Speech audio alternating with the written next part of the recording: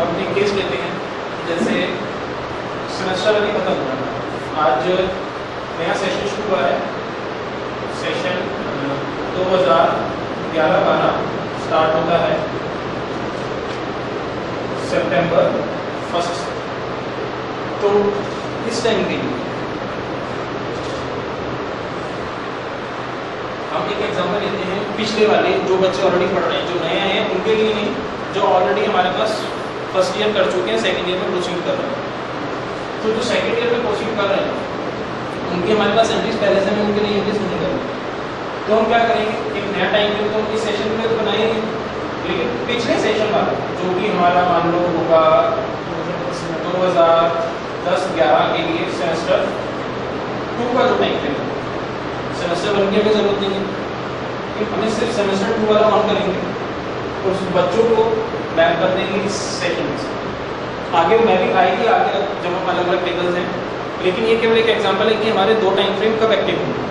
Ideally सिर्फ इसी situation में या फिर at the end of semester जब हमने एग्जाम का रिजल्ट आया, सिर्फ अदरवाइज हमारा पूरा सेमेस्टर जो बीच में 3 महीने चल रहा है उस वक्त हमारा सिर्फ ये वाला टाइम फ्रेम एक्टिव है।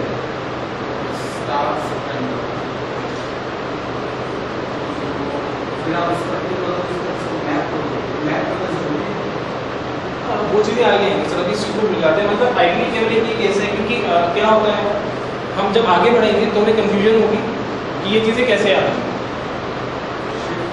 Shift start time, shift and time से क्या मतलब है हमारा कि बेसिकली कॉलेज के टाइमिंग्स क्या हैं।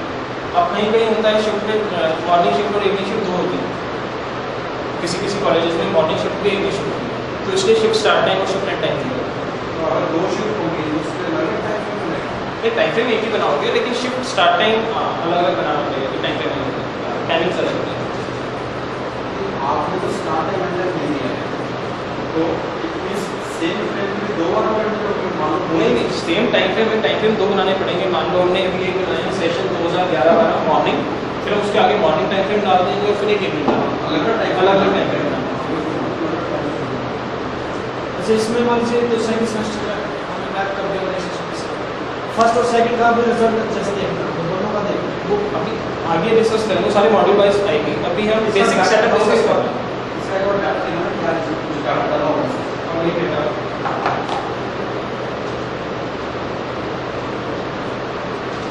जैसे ये हमारे टाइम चेंज है, हमारा 2007 में शुरू हुआ था ये, तो इसके लिए स्टार्ट टाइम एंड टाइम दिया। ये एक्टिविटी वाले कॉल्स हैं 1 2 3 4 5 हमने इसमें टू करा। अच्छा, आप 5 टू कर रखे हैं, एक बार से इस बार वाला 22 साल से।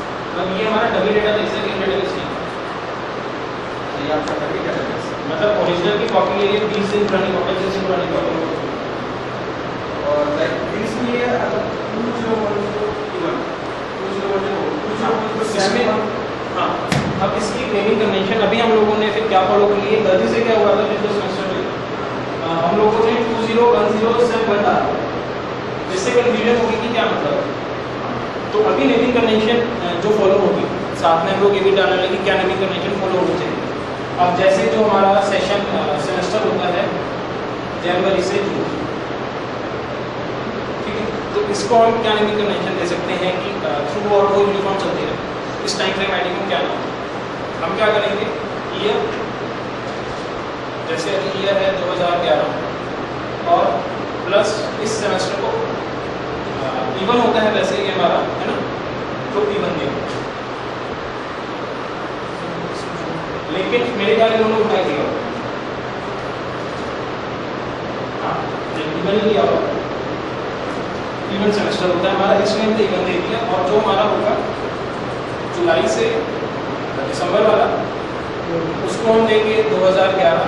और क्यों ऐसा कर रहे हैं, क्योंकि इस पे हमारा first semester, third semester, fifth semester, seventh semester होता है, और इस टाइम पे इस पे हमारा second, fourth, sixth, eighth semester.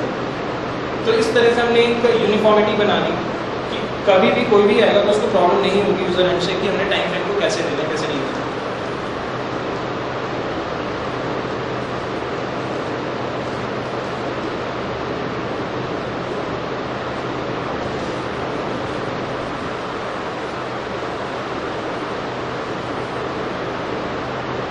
Time फिर